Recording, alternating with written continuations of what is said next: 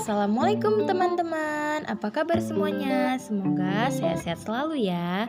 Baiklah, di podcast kali ini kita akan membahas mengenai kearifan lokal dan tantangan pembangunan multisektoral Aceh, khususnya di hutan mangrove Kuala Langsa ya. Nah, kalian pasti sudah tidak asing kan dengan objek wisata hutan mangrove ini?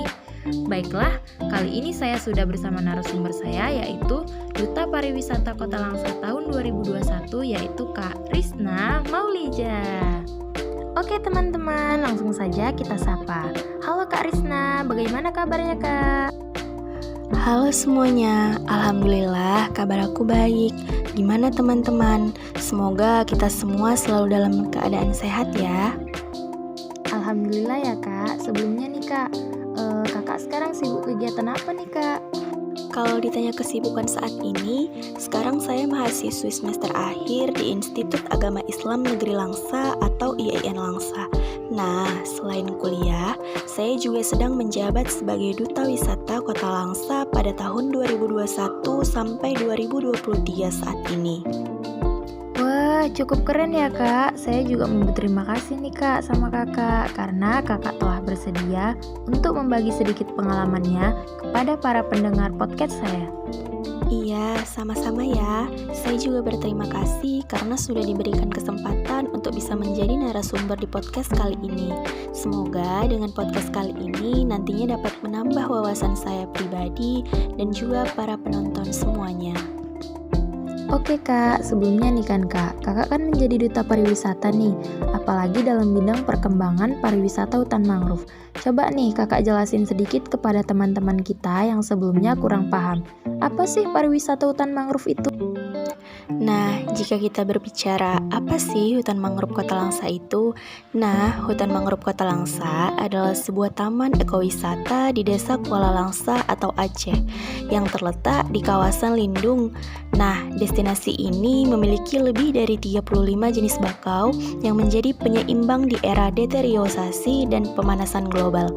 Nah, bisa dikatakan juga teman-teman, jika perannya mangrove ini tak hanya sebatas lokasi berlibur saja, namun mangrove ini juga tersohor sebagai paru-paru bumi di Kota Langsa.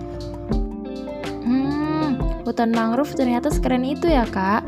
Sekarang kita ke pertanyaan selanjutnya ya Kak. Apa sih Kak partisipasi Kakak sebagai duta pariwisata dalam perkembangan objek wisata hutan mangrove ini Kak?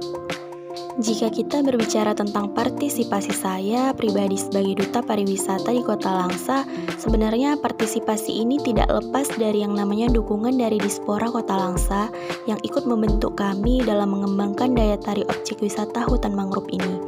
Sebenarnya banyak sih partisipasi kami sebagai duta pariwisata dalam pengembangan objek wisata hutan mangrove. Sekalian kemarin kan COVID-19, jadi wisata ini mengalami beberapa kerusakan. Nah, partisipasi kami di sini bagaimana caranya kami dapat mengoptimalkan kembali atau merenovasi kerusakan yang ada sehingga para wisatawan yang datang nantinya akan tertarik untuk datang mengunjungi pariwisata yang ada di kota ini khususnya di hutan mangrove. Kemudian teman-teman sekalian, ada beberapa partisipasi kami sebagai duta pariwisata dalam pengembangan objek wisata hutan mangrove ini. Nah, contohnya saja untuk memfasilitasi hutan mangrove dengan berbagai fasilitas yang sangat mendukung. Contohnya seperti adanya masjid untuk sholat dan juga kamar mandi yang bersih. Dengan adanya fasilitas-fasilitas tersebut, nantinya para wisatawan yang datang akan berkunjung lagi karena merasa puas akan layanan-layanan yang ada terdapat pada hutan mangrove sendiri. Nah, kemudian teman-teman, partisipasi kami sebagai duta pariwisata selanjutnya itu hutan mangrove sendiri terdapat tour guide yang mana nantinya ketika pariwisatawan berkunjung ke sana ada petunjuk arah dan juga pembawa jalan yang dapat memandu para wisatawan datang ke sana. Nah, bisa jadi yang diambil adalah dari kami duta wisata sehingga nantinya kami dapat memberikan fasilitas terbaik untuk para wisatawan yang datang ke sana. Ternyata ada tour guide-nya juga ya Kak. Wah, bagus juga ya hutan mangrove Kuala Langsa ini. Oh iya Kak, bagaimana sih cara membuat daya tarik di dalam wisata hutan mangrove ini agar wisatanya itu diketahui banyak orang yang bukan di dalam Langsa itu saja, namun di luaran Kota Langsa misalnya?